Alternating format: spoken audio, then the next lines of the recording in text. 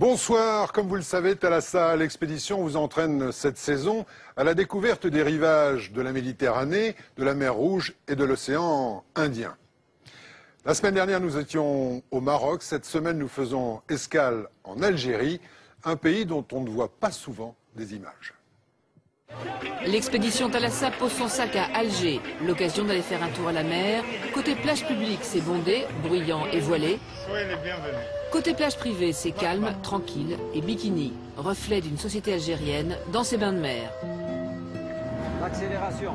Et puis coup de projecteur sur le tournage d'un film qui raconte l'odyssée de ceux qu'on nomme les Haragas, ces jeunes qui fuient leur pays pour l'Europe sur des barques précaires.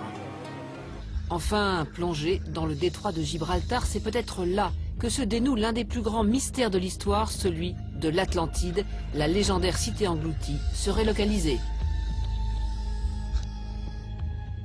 Et puis avec nous ce soir, un invité important, puisque vous êtes un ami de la mer, Luc Besson, depuis très longtemps. Bonsoir. Bonsoir. Merci. Et puis vous vous êtes lancé, vous avez décidé d'entreprendre un combat en distribuant un film choc pour essayer de stopper les massacres de dauphins au Japon. On en parlera tout à l'heure. Pour l'instant, avec Sabine, on va peut-être prendre des nouvelles de Tara, notre goélette scientifique, qui est du côté d'Alger peut-être. Absolument. En fait, depuis le début de l'expédition, Tara bénéficie de conditions climatiques suffisamment clémentes pour respecter à la fois son emploi du temps et son ordre de mission. Donc depuis qu'elle est partie, tranquillement, elle quitte son escale le samedi en milieu de journée.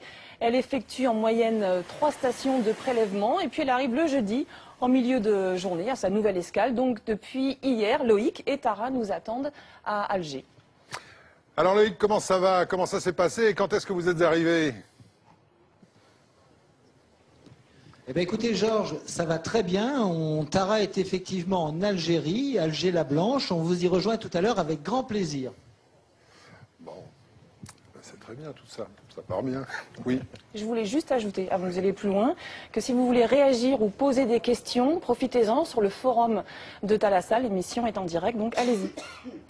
Eh ben pour l'instant, on va partir à la découverte du littoral algérien. Lise? Oui, un littoral important puisqu'il fait plus de 1000 km. Alors l'Algérie, c'est un grand pays. En superficie, c'est quand même le 2e pays d'Afrique. Mais alors il a une particularité, c'est qu'il est composé aux 3 quarts de désert. Alors qu'est-ce qui se passe? Eh bien, tout naturellement, les habitants habitent plutôt sur le littoral. Alors on connaît les villes d'Annaba, d'Alger, d'Oran.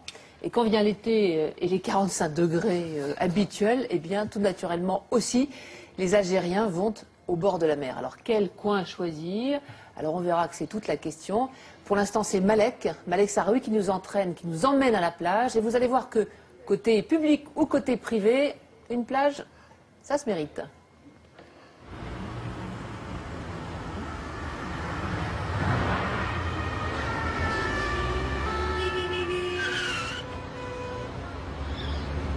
Ça peut bloquer pendant des heures. Et puis, on avance tout d'un coup. Là-bas devant, le premier de la file a dû trouver son coin de plage.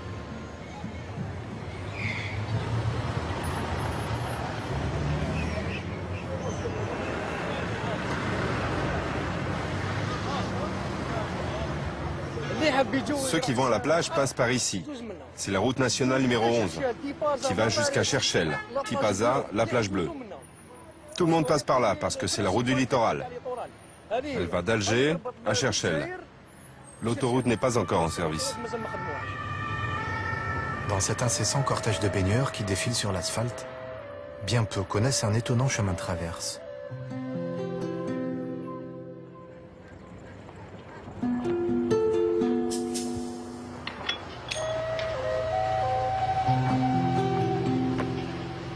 Soyez les bienvenus.